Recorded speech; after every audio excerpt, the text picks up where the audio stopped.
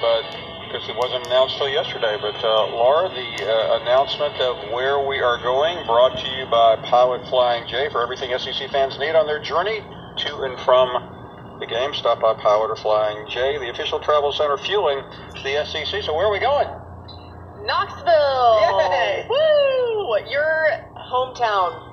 For a few years. One of them. One of many. You're such a nomad. You're all over the place. Yeah, we are so excited. Knoxville, Tennessee. Pilot Flying J as well.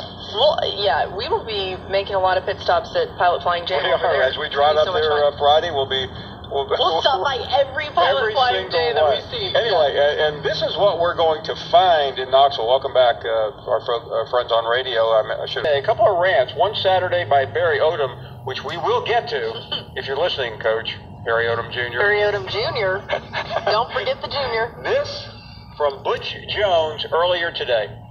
It's up to you to quiet the negativity. You do your job and let us do ours. I'll be respectful of your job. You be respectful of mine. But when you lay an egg like you did against a truly horrible team that you paid millions of dollars to come take a 20 or 30 point beating, don't lecture the media. Don't tell the media that it's their job to quell and quash negativity to help you in recruiting. That's your job.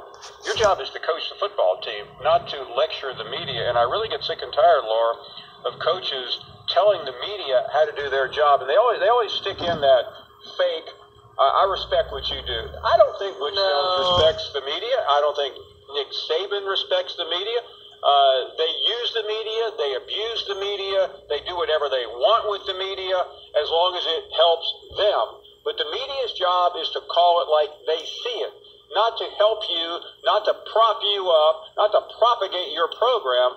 So, again, I know you were talking to the media in that room, which you don't like, and I know that because you don't think they're supportive of you because they are the Tennessee media and you think they should prop your program up. If you win enough games, they'll prop your program up. They'll Drop the mic. I agree.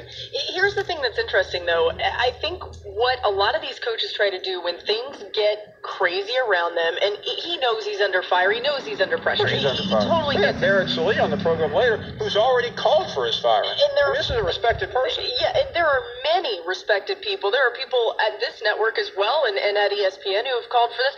I think what happens is these guys try to start saying, well, I'm trying to protect my players. I'm trying to protect these kids. You know, if you've gotten to this point, then you haven't done the service that you should do for these players. You haven't put them in the best position, and that's why you're now then having to go on the backside of it and say, let me protect it, let me make sure that they don't see anything that comes out in the media and that they're not looking through Twitter and seeing this quote-unquote fake news, which is a phrase that he used. To me, at this point, you're right, Paul. Like, he could quiet these questions, he could quiet this talk if he would have done that a long time ago by having success. And there are so many times where you look at what's happened with Tennessee. And Laura, he's had success. He has.